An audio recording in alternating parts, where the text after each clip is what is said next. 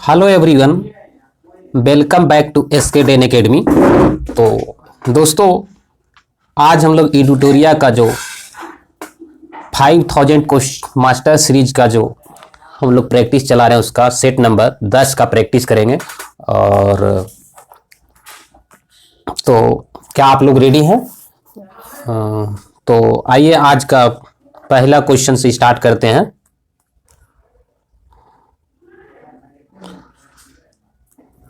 पहला क्वेश्चन है आपका, अबुल हसन नामक चित्रकार किस शासक का दरबारी था? अबुल हसन नामक चित्रकार किस शासक का दरबारी था? तो करेक्ट आंसर आप लोग बताएं क्या हो जाएगा? तो दोस्तों, इसका करेक्ट आंसर हो जाएगा जहांगीर। नेक्स्ट क्वेश्चन आपका है, निम्नलिखित में से किन राज्यों की सीमा बांग्लादेश से मिलती है? किन राज्यों की सीमा बांग्लादेश से मिलती है? तो करेक्ट आंसर हो जाएगा आपका डी, यानी मेघालय, मिजोरम, त्रिपुरा, असम, चारों। आइए आपको डायग्राम दिखा देते हैं।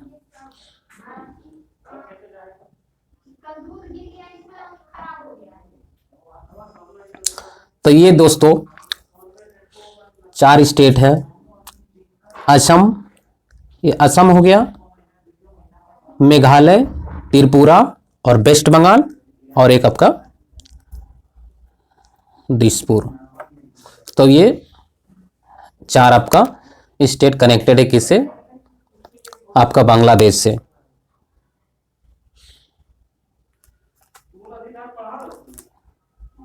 नेक्स्ट क्वेश्चन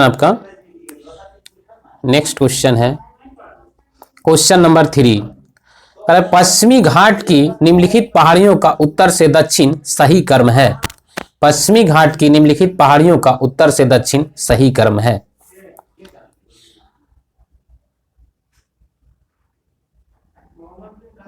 दोस्तों, इसका करेक्ट आंसर हो जाएगा ए नंबर, नीलगिरी पहाड़ी, अन्नामलई पहाड़ी और इलायची पहाड़ी। ये उत्तर से दक्षिण सही क्रम है। नीलगिरी पहाड़ी, अन्नामलई पहाड़ी और इलायची पहाड़ी। नेक्स्ट क्वेश्चन आपका है, भगवान महावीर वन जीव अभ्यारण्य किस राज्य में है? भगवान महावीर वन जीव अभ्यारण्य किस राज्य में है? दोस्तों, इसका करेक्ट आंसर हो जाएगा सी, गोवा। नेक्स्ट क्वेश्चन है, वर्षा जल का pH मान कितना होने पर हम उसे अम्ल वर्षा के नाम से जानते हैं? वर्षा जल का pH मान कितना होने पर हम उसे अम्ल वर्षा के नाम से जानते हैं? तो करेक्ट आंसर इसका हो जाएगा 5.5 या कम। नेक्स्ट क्वेश्चन है आपका, संविधान सभा के लिए चुनाव कब हुआ था? संविधान सभा के लिए चुनाव कब हुआ था? तो दोस्तों, इसका करेक्ट आंसर हो जाएगा जुलाई अगस्त 1946। नेक्स्ट क्वेश्चन आपका है, संविधान का वह कौन सा भाग है जिसे लागू करने के लिए करवाने के लिए व्यक्ति सीधे उच्चतम न्यायालय जा सकता है? उच्चतम न्यायालय जा सकता है। क्वेश्चन नंबर 7 का आंसर बताइए आप लोग। तो करेक्ट आंसर इसका ए नंबर हो जाएगा भाग 3। नेक्स्ट क्वेश्चन आपका, स्वदेशी आंदोलन की शुरुआत किस अधिवेशन के बाद हुई? स्वदेशी आंदोलन की शुरुआत किस अधिवेशन के बाद हुई? तो दोस्तों, इसका करेक्ट आंसर हो जाएगा बनारस अधिवेशन। तो बात है स्वदेशी आंदोलन। तो स्वदेशी आंदोलन कब हुई? स्वदेशी आंदोलन आपका 1905 ईस्वी में। नेक्स्ट क्वेश्चन है, चंपारण सत्याग्रह के प्रमुख किसान नेता थे? चंपारण सत्याग्रह के प्रमुख किसान नेता थे। तो करेक्ट आंसर इसका हो जाएगा ए नंबर, राजकुमार शुक्ल। तो बात है चंपारण सत्याग्रह। तो चंपारण सत्याग्रह कब हुई? 1917 ईस्वी में, और ये चंपारण जिला बिहार में है। नेक्स्ट क्वेश्चन है, कौन सा प्रत्यक्ष कर नहीं है? कौन सा प्रत्यक्ष कर नहीं है? तो दोस्तों इसका करेक्ट आंसर हो जाएगा आपका सीमा शुल्क। सीमा शुल्क एक प्रत्यक्ष कर नहीं है। नेक्स्ट क्वेश्चन है 11। Next question 11 number.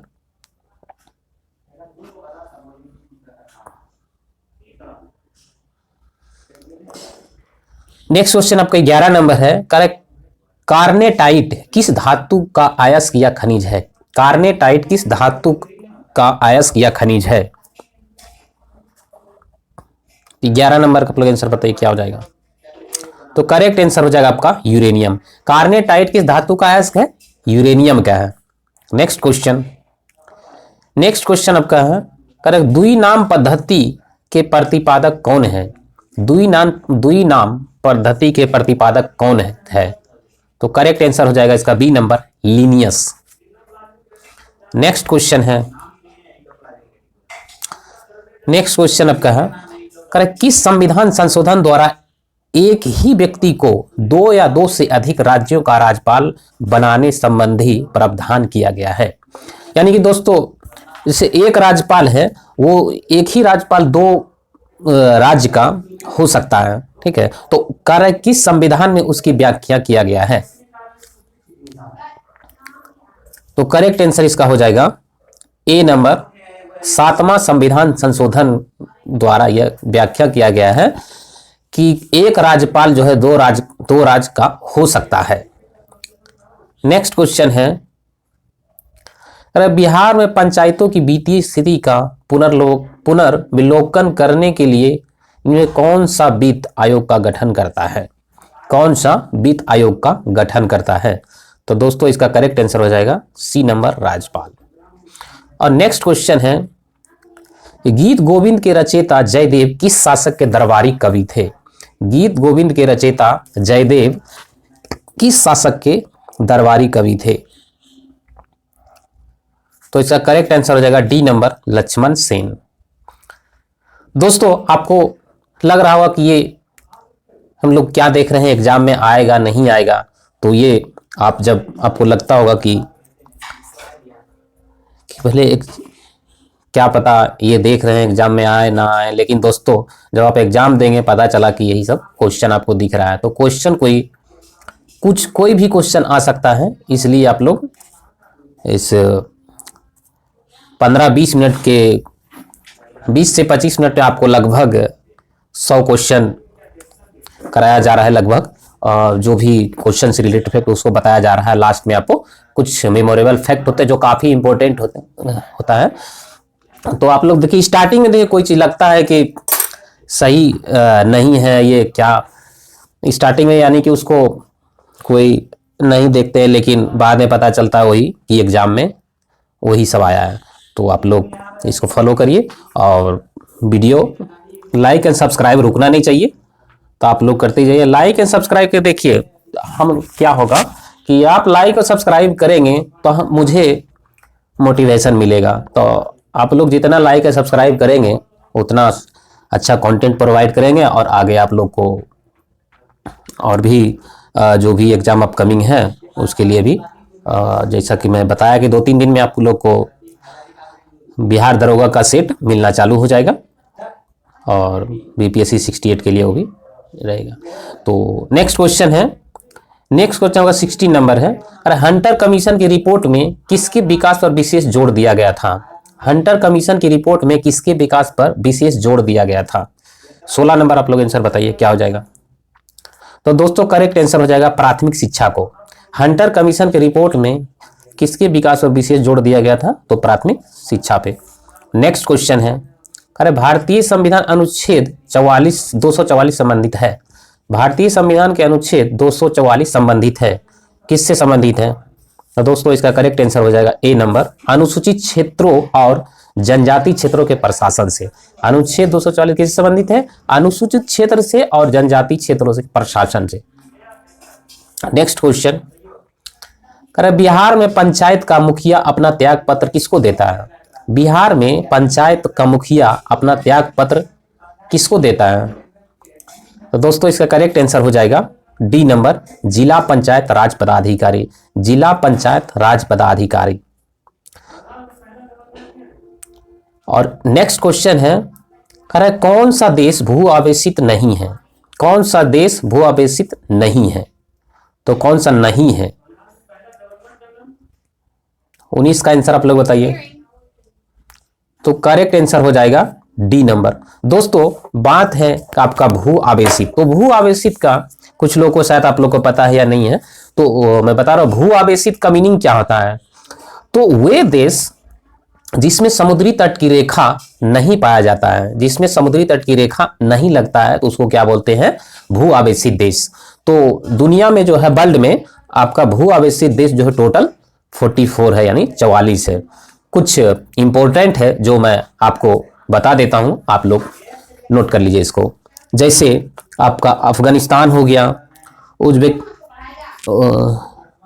अजरबैजान हो गया, आपका मंगोलिया हो गया, लाओस हो गया, उज्बेकिस्तान हो गया, तुर्कमेनिस्तान है, और काजाकिस्तान, किर्गिस्तान और ताजिकिस्तान, ये सब जो है इंपॉर्टेंट है, कुछ एग्जाम में पूछा जाता है। तो वर्ल्ड में टोटल कितना है? 44 भू आवेशित देश है। भू आवेशित का मतलब मैं बता ही चुका हूं, जिसकी जो देश समुद्र तट रेखा को टच नहीं करता है, कोई उसका एरिया नहीं लगता है। नेक्स्ट क्वेश्चन आपका है 20, क्वेश्चन नंबर 20। क्वेश्चन नंबर 20 है, किस बौद्ध संगति के दौरान विनय पिटक एवं सूत पिटक की रचना की गई? किस बौद्ध संगति के दौरान विनय पिटक एवं सूत पिटक की रचना की गई? तो दोस्तों इसका करेक्ट आंसर हो जाएगा आपका ए, प्रथम बौद्ध संगति। नेक्स्ट क्वेश्चन है, 1937 के प्रांतीय चुनाव के बाद कांग्रेस ने कुल कितने प्रांतों में सरकारें बनाई? 1937 के प्रांतीय चुनाव के बाद कांग्रेस ने कुल कितने प्रांतों में सरकारें बनाई? तो दोस्तों इसका करेक्ट आंसर हो जाएगा सी नंबर 28। नेक्स्ट क्वेश्चन है, एक जीन एक एंजाइम सिद्धांत किसके द्वारा प्रतिपादित किया गया? एक जीन एक एंजाइम सिद्धांत किसके द्वारा प्रतिपादित किया गया? तो करेक्ट आंसर हो जाएगा D number, C number, Beadle एवं टैटम। बीडल एवं टैटम। नेक्स्ट क्वेश्चन है, नेक्स्ट क्वेश्चन आपको सुमेलित करना है 23 को।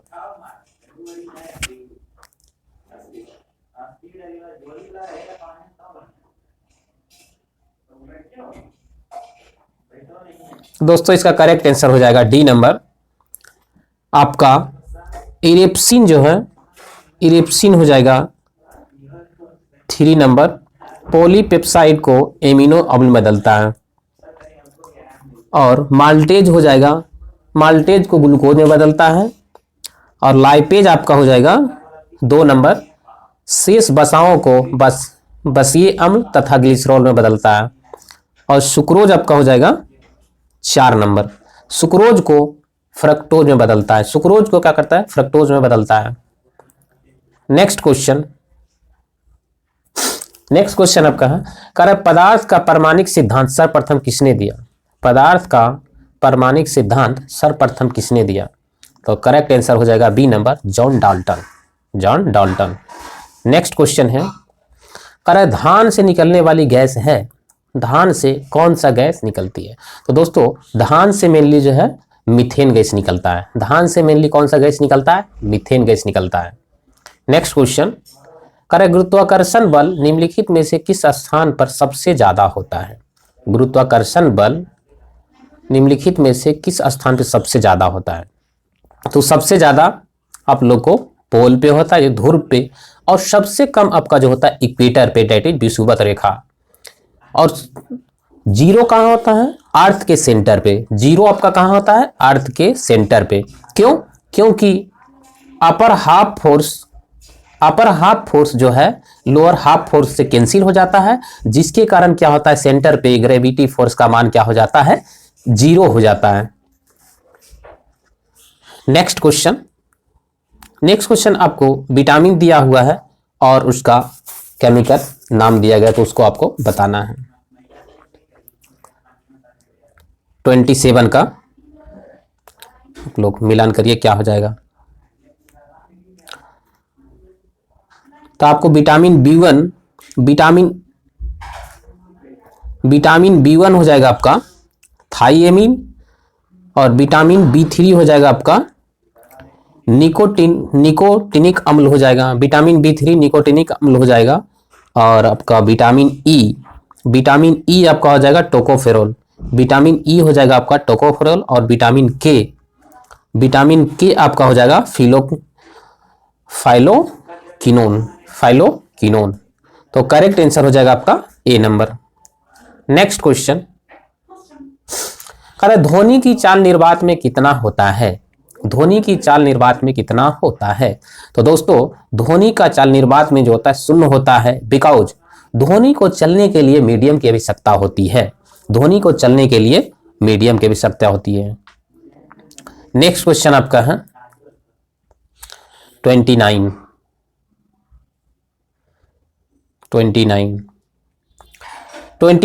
आपका है, करा एक बांधत पुरुष और समान महिला की संतानों में पुत्रों का बर्नाद होने का संभावना है। तो इसका करेक्ट आंसर आपका हो जाएगा डी नंबर 0%।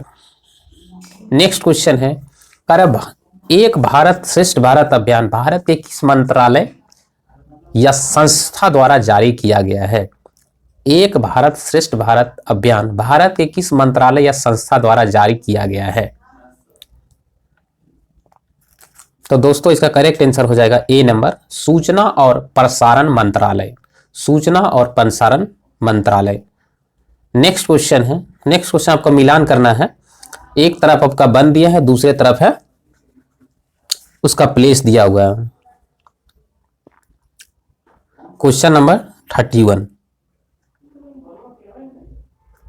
तो क्वेश्चन नंबर 31 का आपका हो जाएगा उष्णकटिबंधीय वन आपका हो जाएगा साइलेंट वैली।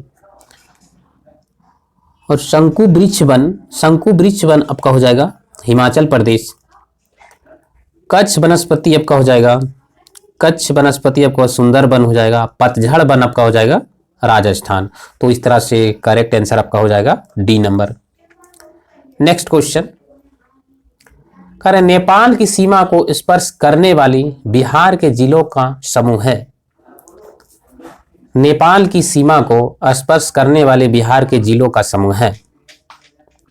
तो दोस्तों इसका करेक्ट आंसर हो जाएगा ए नंबर, पश्चिमी चंपारण, पूर्वी चंपारण, सीतामढ़ी, मधुबनी, सुपौल, अररिया, किशनगंज।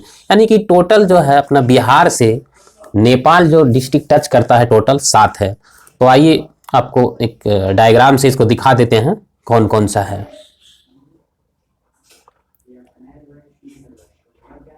आपको तो आप ये देखिए, बिहार नेपाल से जो बिहार टच करता है आपका पश्चिमी चंपारण हो जाएगा, पूर्वी चंपारण, समस्तीपुर, मधुबनी, सुपौल हो जाएगा आपका अररिया और आपका किशनगंज। यानी कि टोटल कितना हो गया 7। तो ये सब का क्या करता है नेपाल से टच करता है। तो टोटल 7 हो गया, 1 2 3 4 5 6 7। तो ये आई थिंक आप लोग को दिख रहा होगा। तो ये 7 जो है नेपाल से टच करता है।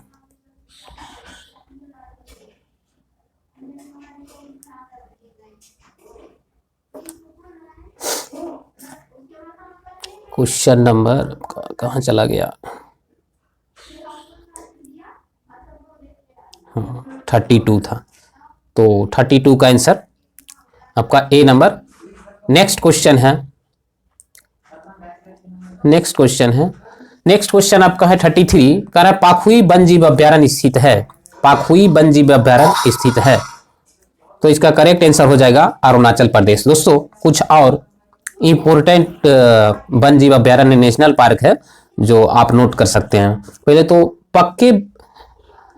पाखुई वन्यजीव अभ्यारण्य को पक्के वन्यजीव अभ्यारण्य के नाम से भी जाना जाता है। कुछ और इंपॉर्टेंट है उसका, जैसे अरुणाचल प्रदेश में आपका नामदफा हो गया, नामदफा वन्यजीव अभ्यारण्य हो गया, मौलिंग हो गया, और आपका ये है केन वन्यजीव अभ्यारण्य, महो वन्यजीव अभ्यारण्य। तो ये सब सारे कहाँ का है आपका अरुणाचल प्रदेश का है। तो आप लोग को एक्स्ट्रा फैक्ट ये सब याद करना पड़ेगा, क्योंकि ये भी एग्जाम में पूछा जाता है। एग्जाम में कहने क्या पूछ देगा इसको कुछ कह नहीं सकते हैं, इसलिए पढ़ना तो सब पड़ेगा। अगर रिजल्ट लेना है तो सब कुछ पढ़ना पड़ेगा। ठीक है, नेक्स्ट क्वेश्चन है 34। अरे केंद्रीय वनस्पति अनुसंधान संस्थान कहाँ स्थित है? केंद्रीय वनस्पति अनुसंधान संस्थान कहाँ स्थित है? तो दोस्तों इसका correct answer Lucknow. Next question, अंग्रेजों द्वारा बनाई गई भू राजस्व व्यवस्था की निम्न प्रणालियों में से कौन कृषकों के लिए ज्यादा सुरक्षा प्रदान करती है? अंग्रेजों द्वारा बनाई गई भू राजस्व व्यवस्था की निम्न प्रणालियों में कौन सा कृषकों के लिए ज्यादा सुरक्षा प्रदान करती है? तो दोस्तों इसका करेक्ट आंसर हो जाएगा बी नंबर, रैयतवाड़ी व्यवस्था। नेक्स्ट क्वेश्चन है, कह सहायक संधि बेलेजली द्वारा लाई गई, सहायक संधि बेलेजली द्वारा लाई गई तो निम्न में से किस राज्य के शासक इसमें सम्मिलित नहीं हुए? 36 का आंसर आप लोग भी अपना टिक आउट करते जाइए ऑप्शन, और लास्ट में कितना नंबर आ रहा है कमेंट को बॉक्स में जाकर जरूर कमेंट करिएगा। तो करेक्ट आंसर हो जाएगा D number, Holkar. Next question, करे कौन सा बौद्ध धर्म से संबंधित नहीं रहे? कौन सा बौद्ध धर्म से संबंधित नहीं रहे? तो दोस्तों इसका करेक्ट आंसर हो जाएगा डी नंबर, चंड प्रबोध। चंड प्रबोध ये जो है आपका जैन धर्म बौद्ध धर्म से संबंधित नहीं रहे। नेक्स्ट क्वेश्चन आपका 38 नंबर है, 38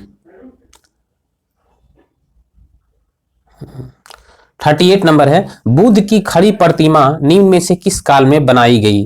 बुद्ध की खड़ी प्रतिमा निम्न में से किस काल में बनाई गई? तो दोस्तों इसका करेक्ट आंसर हो जाएगा कुषाण काल। नेक्स्ट क्वेश्चन है, किस राजवंश ने सर्वाधिक सोने के सिक्के चलाए थे? किस राजवंश ने सर्वाधिक सोने के सिक्के चलाए? तो दोस्तों इसका करेक्ट आंसर हो जाएगा गुप्त वंश। नेक्स्ट क्वेश्चन, कह रहा है कौन सुमेलित नहीं है? कौन सा सुमेलित नहीं है?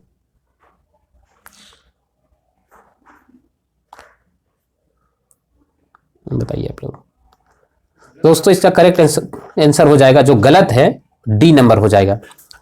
हिंदुओं पर लगाया गया कर, हिंदुओं पे लगाया गया कर को क्या बोलते हैं? जजिया कर। मुस्लिम द्वारा दिया जाने वाला कर, सॉरी इसका सही आंसर आपका हो जाएगा, गलत जो होगा बी नंबर, बाकी सब सही है। युद्ध में लूट का माल खोम्स और मुस्लिम द्वारा दिया जाने वाला भूमि कर, खराज।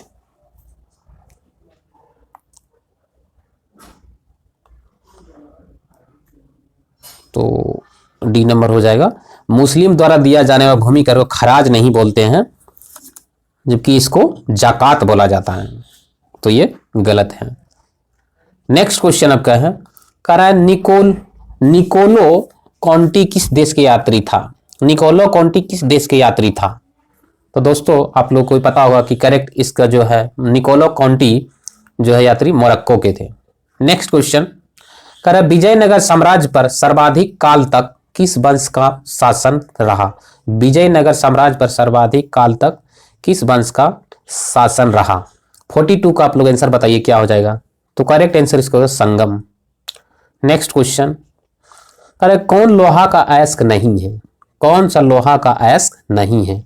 तो करेक्ट आंसर हो जाएगा मैलेकाइट। मैलेकाइट दोस्तों लोहा का अयस्क नहीं है, ये आपका तांबा का अयस्क है।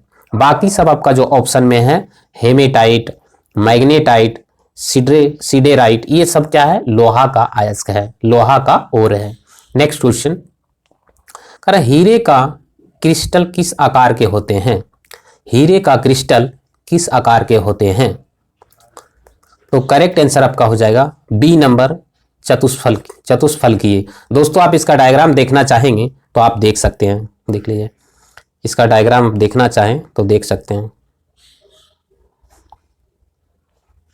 ये देखिए, ये आपका हीरा का जो है क्या है? चतुष्फलकीय होता है। तो एक फलक आपका, एक फलक ये हो गया, दूसरा ये, तीसरा ये, यानी कि क्या होता है? चतुष्फलकीय होता है। आई थिंक आप लोग को डायग्राम से क्लियर हो गया होगा।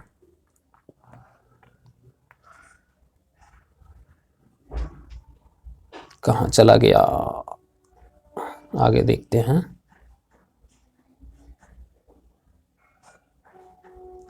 थर्टी एट का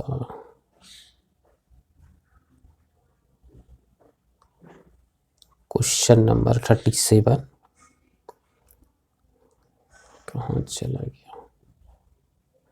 हाँ, क्वेश्चन नंबर आपका नेक्स्ट है 45। क्वेश्चन नंबर 45 कह रहा है एशिया का सबसे पुराना शेयर बाजार है, एशिया का सबसे पुराना शेयर बाजार है।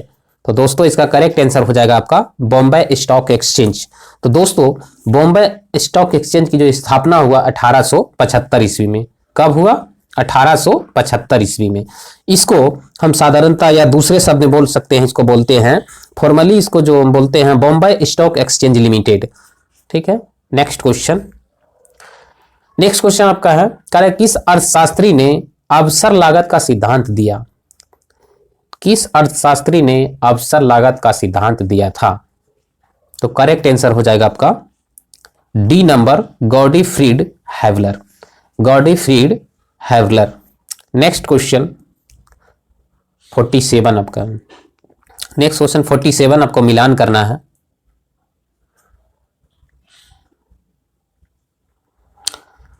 तो को मिलान करना है। ज्ञानपीठ पुरस्कार हो जाएगा आपका साहित्य के क्षेत्र में दिया जाता है, और आपका भटनागर पुरस्कार जो है विज्ञान के क्षेत्र में दिया जाता है, और अर्जुन पुरस्कार आपको खेल के क्षेत्र में दिया जाता है, और दादा साहेब फाल्के पुरस्कार आपका सिनेमा के क्षेत्र में। तो करेक्ट आंसर हो जाएगा इसका बी नंबर। नेक्स्ट क्वेश्चन है, नेक्स्ट क्वेश्चन आपका है कौन सी नदी जम्मू कश्मीर से प्रवाहित नहीं होती है? इसमें कह रहा है कौन सी नदी जो है जम्मू एंड कश्मीर से प्रवाहित नहीं होती है। नहीं होती, ध्यान देना, नहीं पूछा है। तो करेक्ट आंसर हो जाएगा ए नंबर, यानी कि सिंधु और सतलज जो जम्मू कश्मीर से प्रवाहित नहीं होती है, बाकी चिनाब और आपका झेलम यहां से प्रवाहित होती है। नेक्स्ट क्वेश्चन आपका 49 कह रहे मेडागास्कर की राजधानी कहां है? मेडागास्कर की राजधानी कहां है? तो बताइए आप लोग इसका आंसर क्या हो जाएगा। तो दोस्तों इसका करेक्ट आंसर हो जाएगा ए नंबर, एंटानानैरिवो। एंटानानैरिवो। नेक्स्ट क्वेश्चन है, कह रहा है जनगणना 2011 के अनुसार कौन सा राज्य में नगरीकरण का स्तर सबसे निम्न है? जनगणना 2011 के अनुसार कौन सा राज्य में नगरीकरण का जो दर है सबसे कम है? तो दोस्तों इसका करेक्ट आंसर हो जाएगा पश्चिम बंगाल।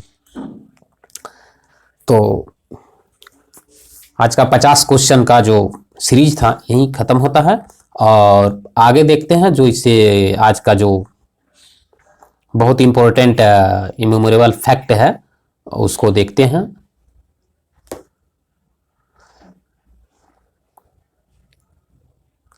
करे पल्लव वंश के संस्थापक था सिंह विष्णु। पल्लव वंश के संस्थापक सिंह विष्णु थे।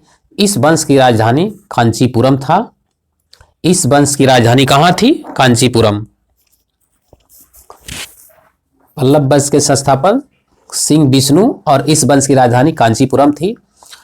मत विलास प्रहसन के लेखक महेंद्र बर्मन इसी वंश से संबंधित है, पल्लव वंश से ही। मत विलास प्रहसन के लेखक महेंद्र बर्मन जो है किस वंश से संबंधित है? तो पल्लव वंश से संबंधित है। महाबलीपुरम के एकाशम या रथ मंदिर का निर्माण जो है नरसिंह वर्मन प्रथम ने किए। रथ मंदिर या तो एकाश मंदिर जो है महाबलीपुरम में जो है निर्माण किसने किया? नरसिंह वर्मन प्रथम। इसने बातापी कोंड की उपाधि धारण की थी। कौन? नरसिंह वर्मन प्रथम। आगे है कांची स्थित कैलाश मंदिर का निर्माण करवाया था नरसिंह वर्मन द्वितीय।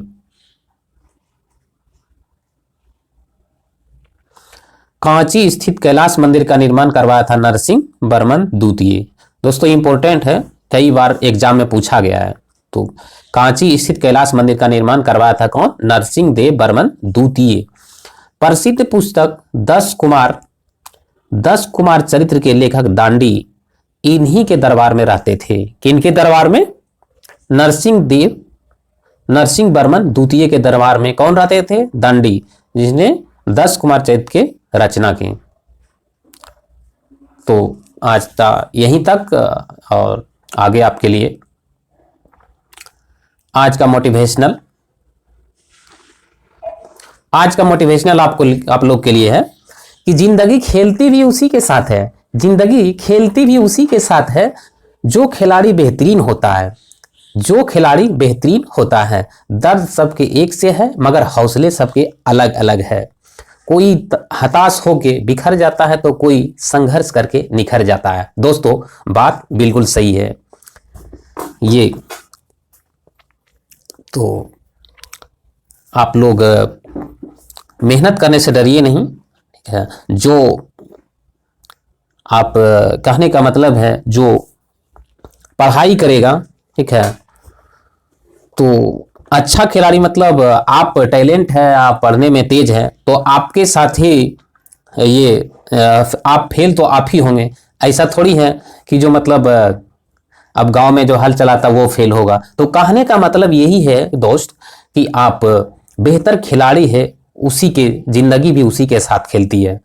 तो आप फेल हो रहे हैं या फिर जो भी है तो उससे घबराना नहीं है और आगे बढ़ते जाना है। सफलता आपको निश्चित मिलेगी। और आपको थोड़ा सा भी वीडियो अच्छा लगा है तो लाइक एंड सब्सक्राइब जरूर करें। और आपका एक लाइक से हमारे जो है मोटिवेशन लेवल बढ़ता है। तो आप लोग वीडियो को शेयर करें। Thank you for watching.